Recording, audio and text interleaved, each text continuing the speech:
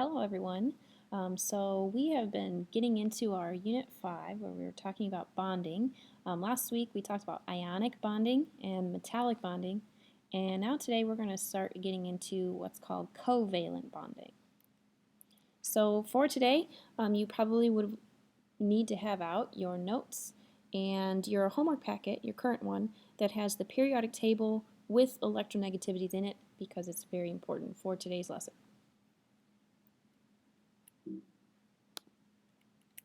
All right, so remember, when we talked about ionic bonding, we said generally that ionic bonds happen between metals and nonmetals. So a metal will bond ionically with a nonmetal. And that's mostly because of electronegativity, where metals have very low electronegativity. They give up electrons. Nonmetals have very high electronegativity, and they take electrons. They're close to having that full outer shell. And so by allowing that electron to transfer from the metal to the nonmetal, both ions that form then are able to be attracted due to the electrostatic attraction between them, and they're bonded. Okay? Well, that's ionic bonding generally. And now covalent bonding. It's generally between two nonmetals. In this case, you have two elements that are close to having full outer shells. Neither of them wants to give up an electron. So how does this work? Well, it happens when electrons are shared between elements. Okay?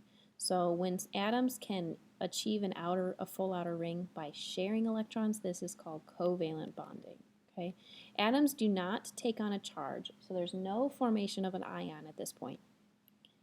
And that term covalent, that is a vocabulary term you would really definitely want to underline and bold. Co, if you think about other words that have co in them, cooperate, company, coexist, you're trying to put multiple entities together. They are with each other. Okay? And then valent, you've learned about valence electrons. So covalent, you're putting electrons together. Okay? And by doing that, you can allow elements to obtain their octet as necessary. So let's look at an example of two hydrogen atoms. Well, we know that hydrogen exists as H2 naturally. There's two hydrogen atoms that come together. Remember how we learned to draw the electron dot diagrams or Lewis dot structures? Hydrogen only has one valence electron, and you show it with that one dot. Well, how many does it need for a full outer shell? If you remember, hydrogen is not going to abide by the octet rule because it is so tiny, and in the first energy level, it only needs 2 electrons. So when we draw its electron dot diagram, we see each hydrogen has 1 electron. Well, if they combine their forces and pair up with each other and form the bond, we can see that each hydrogen possesses 2 electrons. And so now both of them end up with a full outer shell. So hydrogen is incredibly happy when it is bonded like this to itself. Okay? And that's a covalent bond between them. Water does the same thing. If we draw out the Lewis dot diagrams for each of the elements in water, we have a hydrogen with 1, an oxygen with 6, and another hydrogen with just 1. The unpaired electrons on oxygen are allowed to share with the hydrogen and form these bonds. You can see them forming over here. And now, if we look at oxygen in the center, you can count up the electrons in its possession. Anytime there's a bond on that element, those electrons are considered to be part of that element.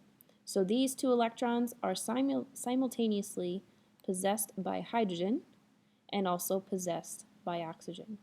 So now these 2 electrons plus these 2 plus these 2 plus these 2, that's 8 electrons. Now oxygen abides by the octet rule, and hydrogen is happy with its docet, if that really is a word. Okay, so covalent molecules, there's a lot of terminology that you want to get down.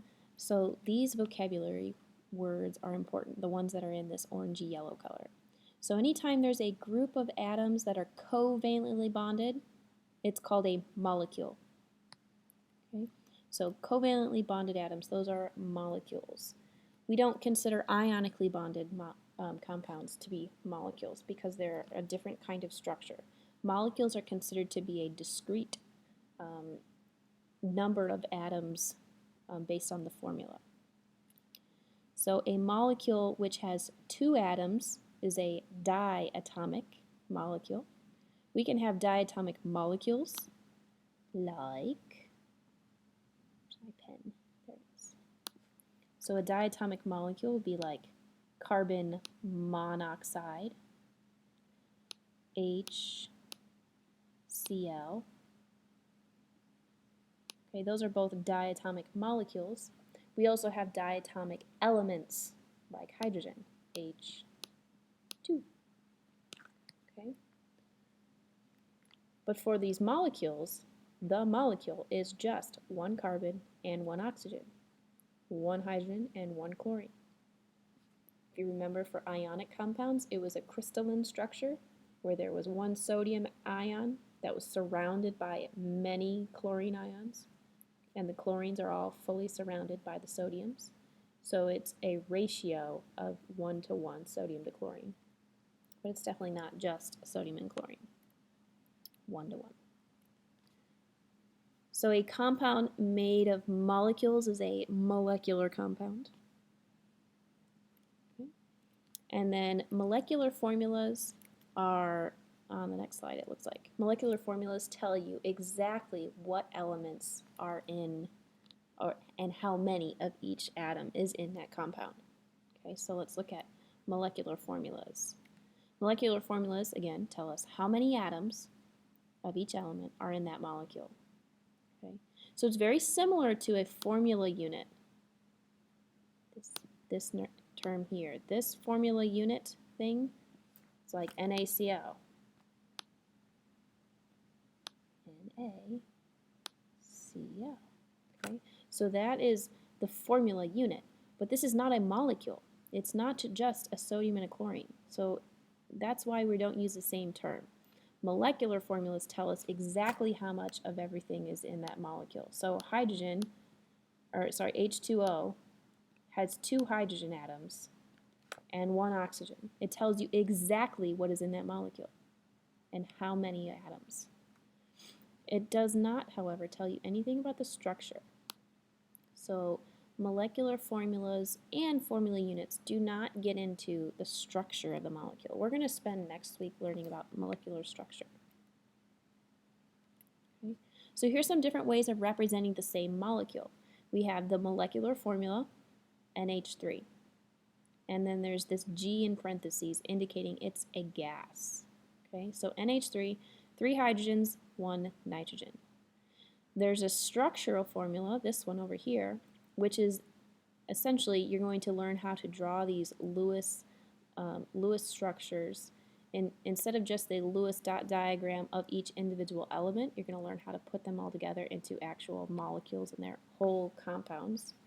Okay, and then there's different ways to represent it more visually. So there's the ball and stick model, which you'll get to practice with later next week as well. There's a perspective drawing, which this perspective drawing is trying to take a 2D format of a 3D structure. So we have nitrogen, and the hash bonds means the atom of hydrogen is going back into the paper.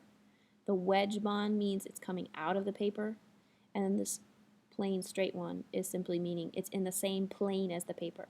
So this is now a 3D structure. If you look at this picture on the left here, that's what we're trying to represent in this perspective drawing. And then there's this lone pair of electrons hanging out at the top of the nitrogen. We'll talk about lone pairs of electrons and bonded pairs of electrons next week as well. And then this last one, the space filling model. I have the least amount of experience working with space filling models, but it's trying to show you what space is being taken up by any electron density within that atom. So they look kind of blob-like, but they're really helpful when you're trying to show like a protein or a large molecule as you bend and fold it. Will something be able to fit into any of the pockets? It's helpful with talking about cells and how ions can be transported from one place to another and all that sort of things. It's biochemistry. All right, some good information here. Small noble gases they simply do not bond with anything. Think about why. You just spent a lot of time learning about the periodic trends, periodicity, and you found that noble gases have no electronegativity, right? Why not? They've got a full outer shell. They don't need more electrons. Do they want to give electrons away? Heck no. They have really high first ionization energies. Noble gases do not want to give electrons. They do not want to take them. So they tend not to form compounds. Well, if you get a noble gas big enough, you can start making compounds. So there's no helium compounds, there's no neon compounds. We do have HARF, CRF, and RUMF.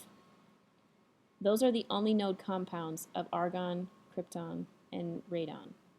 Now, look what's common in all three of those. Yeah, fluorine. Fluorine is the only way you can coax any electrons to sneak over to fluorine, okay, from radon, krypton, and argon. These are still covalent molecules, though. Those electrons cannot be fully removed from argon, krypton, or radon. Okay. Xenon is pretty big as well, so xenon actually has quite a few compounds to it. Again, usually with fluorine. Okay. So remember, those full outer rings are pretty powerful, and electrons cannot be snatched so easily. Okay. They are fully stable, and they have their octet. So here's our neon electron dot diagram showing that full octet. All right, now I admit it. I've lied to you for however many days. Bonds are actually not usually, they're rarely ionic. They're rarely fully covalent. There's this degree of bond, just, I guess, categorization, I suppose I could call it. Okay, so it's going to be based on something very important. Bonds are actually kind of in the middle, or they can be, you can describe them as kind of covalent, kind of ionic, or within covalent, there's two different subcategories. So first off, nonpolar covalent bonds are when electrons are evenly shared. Okay, here's a picture to show that. Can't really tell one electron over the other, or one atom over the other, accepting more electrons. So it's very even. Okay. Polar covalent bonds are when they're unequally shared. Okay, so you've got two atoms that are taking on, one atom is taking on more electron density than the other. Think of it this way. Your grandmother made you a pie that you need to share with your siblings, and you can decide whether you're going to be nonpolar about it and divide the pie evenly, or whether you believe that you are more entitled to half the pie and your brother and sister can share the other half themselves and have this unequal sharing. Okay? So, depending on how much you believe you deserve the pie, you get more or less, I suppose. Well, covalent bonds are going to be dependent on how much that atom feels it is entitled to that electron. Some atoms are equally entitled, whereas some elements not so equally. How do we measure that? Electronegativity. This is where your homework packet comes in handy. You've got those on your periodic table in your homework packet. You'll see in the bottom corner of each square, it gives the electronegativity of the elements. And you know from the periodicity trends that the least electronegative elements are over here on the left, and the most electronegative element is right here, fluorine. These guys, the noble gases, no electronegativity. Well, convenient enough, we're not really talking about bonding with them anyway, so they can just not be considered. Okay. These elements down at the bottom, these are our really, really heavily radioactive, probably don't last longer than a fraction of a second, so no one cares about their electronegativity anyway. Okay, so here's how you figure this out. There is a degree to which we can describe a type of bond that's going to be based quantitatively on electronegativity. So this is a chart you're going to need to know how to draw. So first point is, if you have a large difference in electronegativity, so if you look at the two atoms in the bond, if one has a really high electronegativity and the one has a really low one, that means one of those atoms is going to hog the electrons. The larger the gap, the more ionic character it has. Okay? Smaller differences in electronegativity means that the atoms share pretty evenly. Okay? And there's no polarity in the bond. It's not ionic. It's probably going to be this nonpolar covalent. Okay? So here it is quantitatively. You need to know these numbers. Okay? Because I won't give them to you ever during a test. But you will need to be able to use electronegativities to determine what kind of bond something is. So here it is. This little triangle thing means change or difference in electronegativity. So what you do is you take the electronegativities of both elements and you subtract them. If your result is between 0 and 0.3, this is a between symbol, not a subtraction. If it is between 0 and 0.3, the bond is nonpolar. This is showing it is a small difference in electronegativity. If the electronegativity difference is between 0.3 and 1.7, this is called polar covalent. So now we're getting a bigger difference in electronegativities, but not too big. Okay? This is when you have some difference in that electron density. They're starting to be unevenly shared. That is called polar covalent. Anything higher than 1.7 is considered ionic. Okay, so pretty much everything bonding with fluorine is ionic. Just kidding, not everything. All right. Some of you might be noticing, Mrs. Bilkey, what if I have an electronegativity difference of 0.3? What do I do? Just kidding. I would say I probably made a mistake in making it very clear. I'm going to try and make sure it's not 0.3 because really, again, it's a degree sort of thing. So hopefully none of them end up at 0.3 or 1.7. I can make a mistake, but so this little chart is helpful to draw into your notes if you'd like. It's showing you that it is kind of it's a fuzzy thing. It's not a cut and dry sort of deal. 0 to 0.3, and that difference in electronegativity is this nonpolar character. 0 to 0.3 to 1.7 is more polar covalent character. Higher than that, 1.7 is ionic. There's no strict barrier lines between these. I'm trying to emphasize that it is not, it's fuzzy, people, it's fuzzy. Okay, so let's look at at an example. Have your periodic tables open. You're looking at the type of bond that's going to form between potassium and chlorine. Okay, so if we look up potassium's electronegativity, it says the electronegativity is 0.8.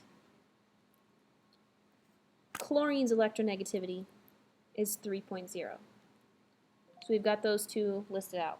Well, I just need to take the difference in electronegativities for that bond. 3.0 minus 0.8 is 2.2. Where does that lie on our range? 2.2 is up here. It's ionic.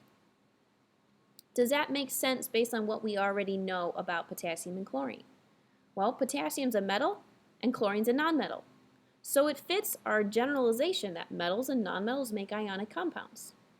Okay? But I want to caution you that just because it's a metal and a nonmetal doesn't mean it's going to be ionic. There are some metals and nonmetals that form these polar covalent bonds. Okay? Most likely not forming nonpolar covalent. Most likely. Okay. All right.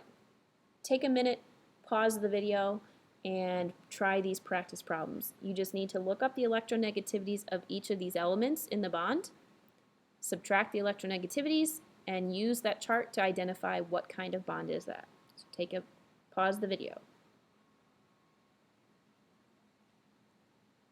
All right, so you've paused it, you've worked through these. Sodium and chlorine, if I look up sodium, sodium is 0.9 and chlorine is 3.0. 3.0 minus 0.9 is 2.1. If it's 2.1 for the electronegativity difference, it's higher than 1.7, so it's ionic. Makes sense? Metal and a nonmetal? Sure. All right, hydrogen and chlorine. Hydrogen is 2.1, chlorine is 3.0, so the change in electronegativity, or the difference, is 0.9. Where does this fall? Well, right smack dab in the middle of polar covalent. Okay.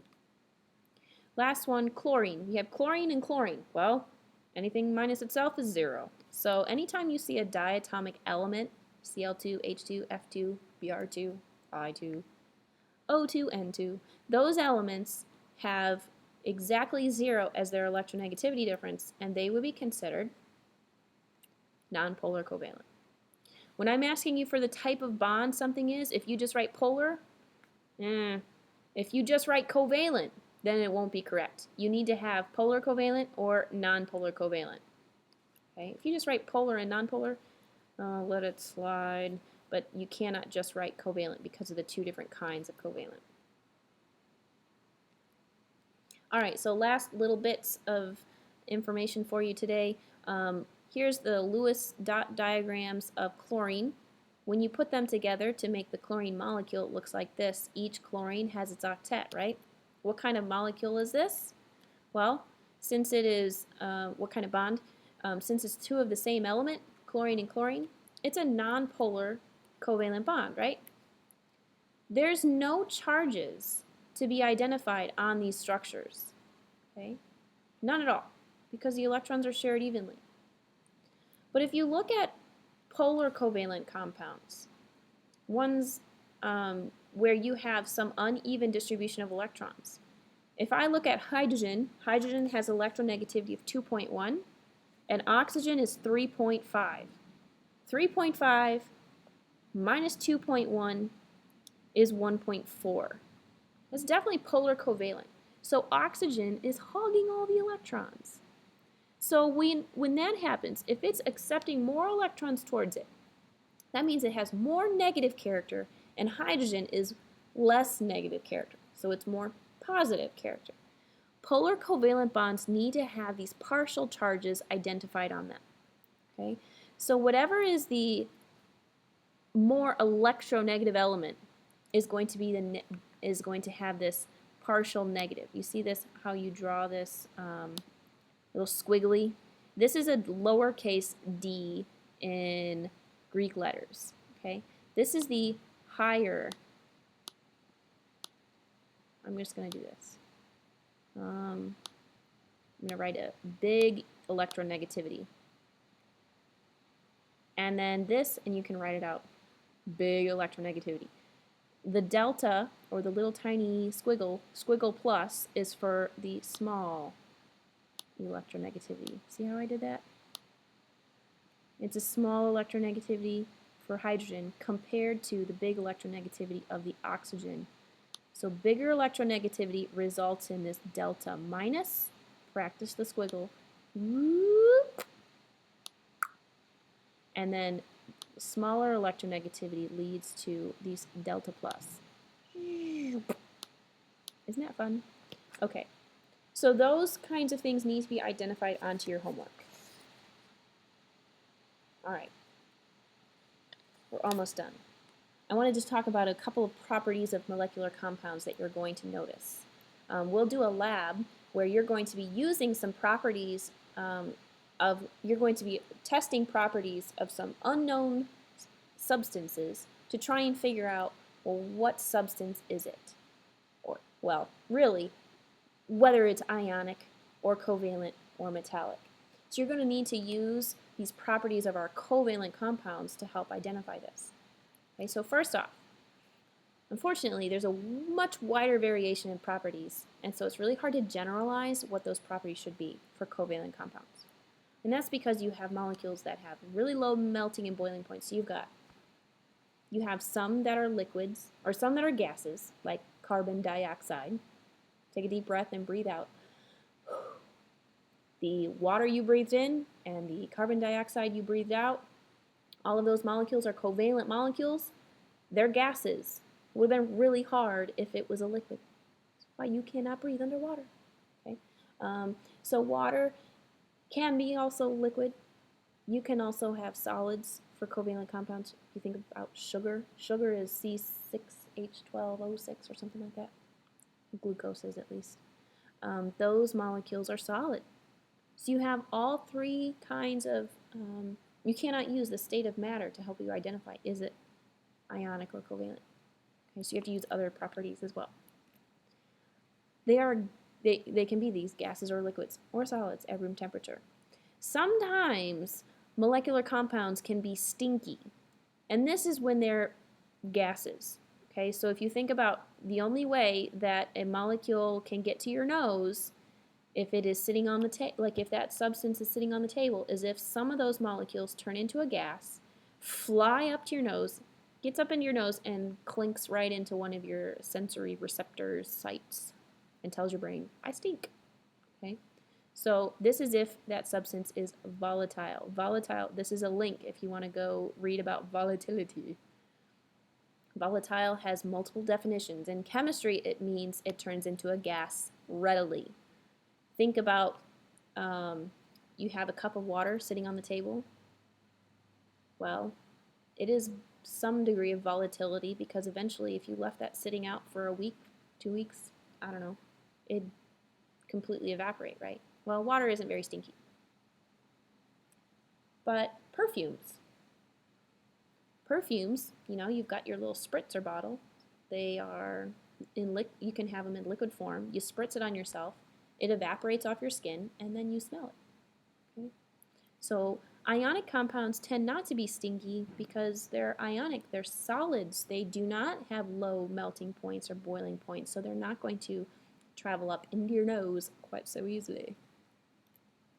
All right, key property of covalent compounds right here. Underline it, bold it, draw your attention to it. They're not conductive.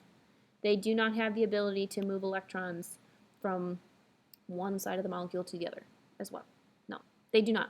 That worked really nicely for ionic compounds because the ions are different charges. The electrons can zip through all the negatively charged particles and be happy. Molecular compounds or covalent compounds, not conductive. So then you might ask, why do they always tell me not to blow dry my hair in the bathtub? Water is covalent. Hello. Well, is it just pure water that's coming out of your tap? Nope. It is water plus lots of ions. And so since there are lots of ionic compounds dissolved up in your water that's coming out of your tap, now it's conductive, and now you better not blow dry your hair in the bathtub. Okay? Some molecular compounds, these covalent compounds, are soluble in water. Not all of them are, some of them. Okay? If you think about glass, glass is a covalent structure. Definitely not soluble. But sugar is soluble and very soluble. You can make some very, very sweet tea. Okay? So you can't really use solubility as an indicator of whether it's a molecular compound or not. But you sure can use conductivity. Okay? And then lastly, this isn't really a property of the two, but you know that if you know the structure of the molecule, you can, if it's two or more nonmetals, it's most likely covalent. But then again, go back and use the electronegativities to be sure. Okay, so let's do a quick practice. Pause your video. What you're going to do is identify these substances as either ionic or covalent. So pause your video. Try it on your own.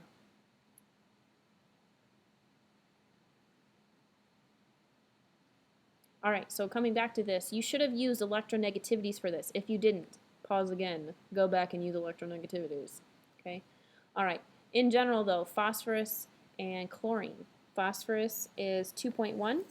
Chlorine is 3.0. If you take the difference of that, that is going to be 0.9.